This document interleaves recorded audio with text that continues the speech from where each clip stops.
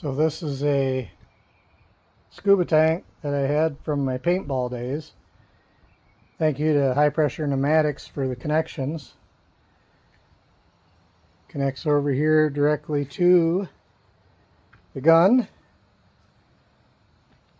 which we got set up here. This is the Airforce Texan LSS with the X-Sight 5.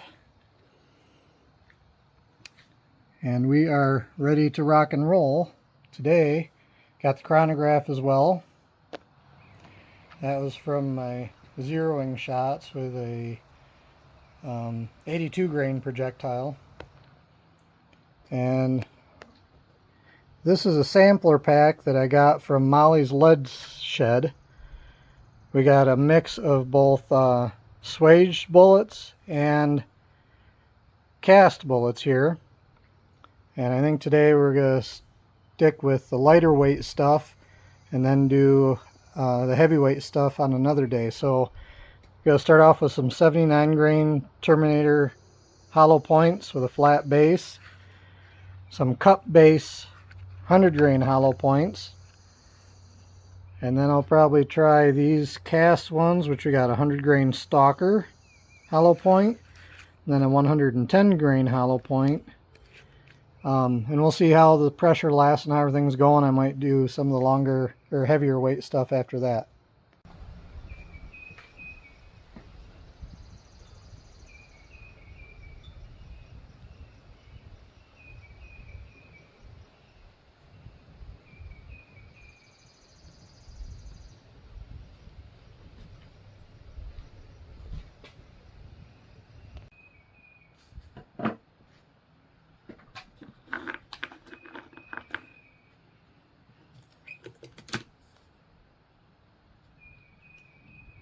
$155 grain hollow point Devastator.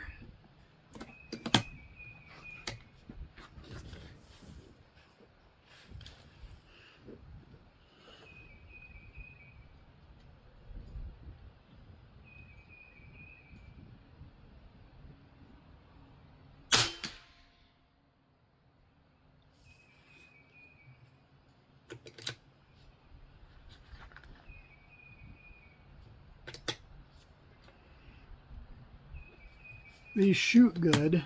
These are what I'm considering using for deer.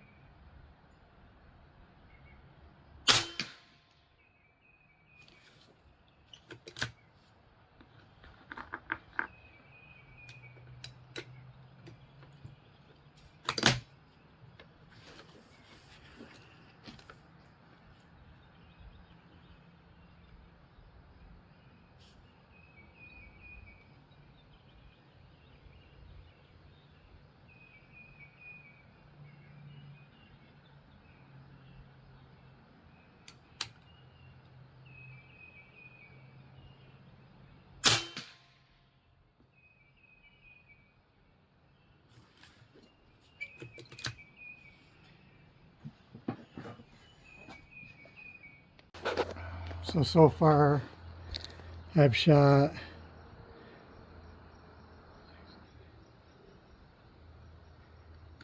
about 17 shots and had almost no drop in pressure and still shooting consistently. So I'm going to keep shooting, moving up into the 123 and above range. I'm going to keep shooting until start to see a pressure drop. This is why people use a tether, as they call it. When I was playing paintball, we just called it running a remote, even though we didn't have a tank quite this big.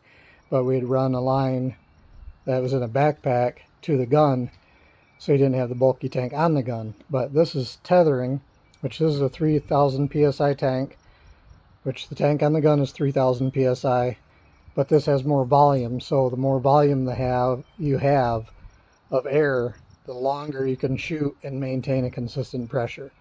So that's why we're doing this. It gives me more opportunity to stay at a consistent pressure and test out and see what rounds my gun is liking and which ones it doesn't like. So far on the Texan LS, there's an adjustment wheel right there. You can see it's open right now. Move this bag down. See that line on there and then the hash marks? The further back that way you adjust that, the more spring pressure you have that impacts the valve.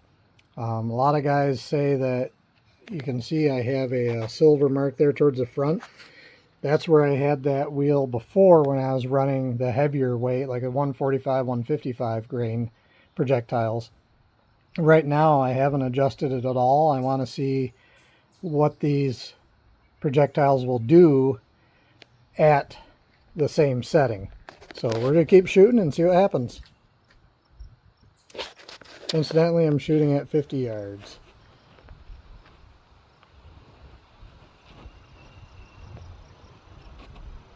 And so far, the results with those lighter ones have been really good. Starting to open up a little bit with these heavier ones, but we're going to see how they do. Might have to play with the tune a little bit, see if I can dial them in some more. Now, mind you, I don't consider myself a PCP airgun expert at all. I'm learning as I go. This is another stage of me learning. This is the first time I've ever shot tethered. Usually I'll take it to the range, shoot 5-6 shots tops, then I use my compressor, top the tank back off, shoot 5-6 shots, wash, rinse, repeat. As you can imagine, it gets the job done, but it takes a lot more time, more downtime, etc., etc. So having it tethered, I was able to just rack right through them without having to worry about using the compressor to charge the tank each time. So I just wanted to go over the results of what I got. And all of these projectiles are from Molly's Lead Shed. Shout out to those guys. Ended up getting a variety pack from them of, like I said, 14 different projectiles to shoot.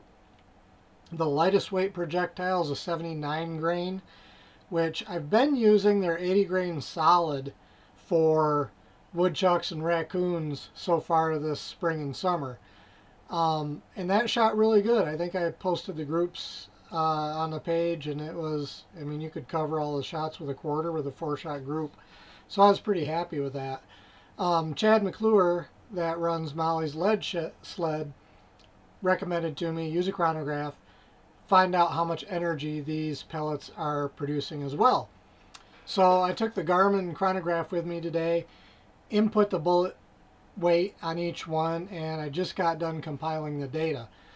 So my most accurate pellet out of this gun was the 79 grain TZ from Molly's Lead Shed.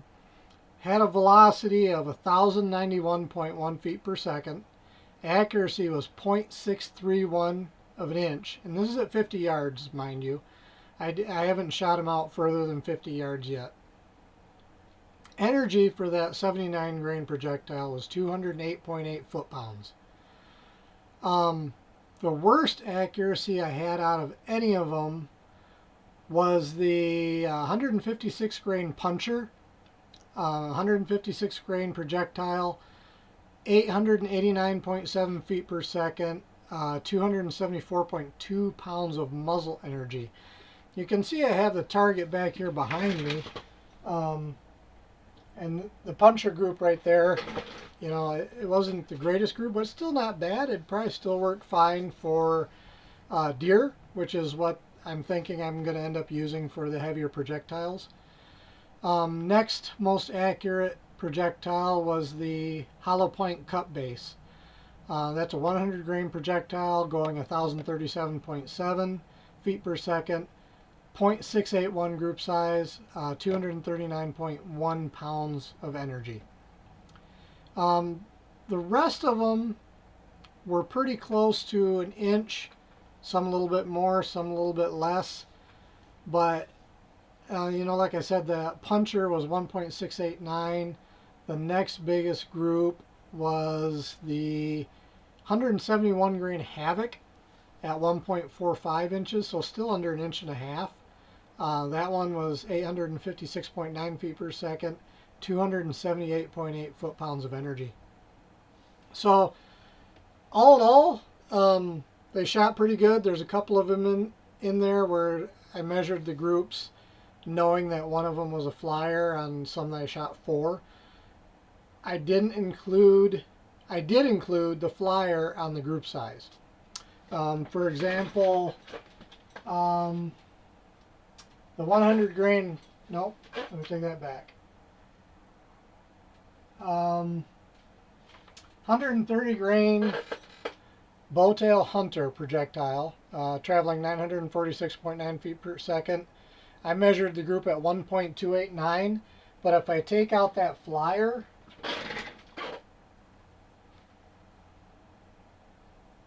it comes down to 1.027. So still, right around an inch. So overall, I'm pretty happy with that. Right now, I'm not doing any long range shooting with this. I figure because of the energy of these projectiles and everything else, when it comes to deer hunting, I'm probably going to try and keep my shots within 75 yards. Preferably closer than that, but 75 yards I think is probably going to be my max.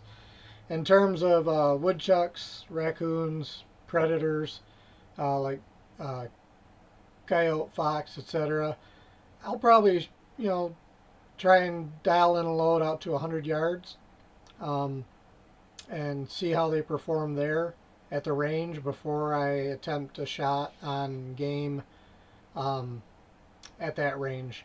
So today I was shooting the ATNX Sight 5 that I have mounted on that, and check out the video. When I got done, I shot one of the 171 grain Havoc hollow points at a Sprite can. Pretty impressive. Check it out.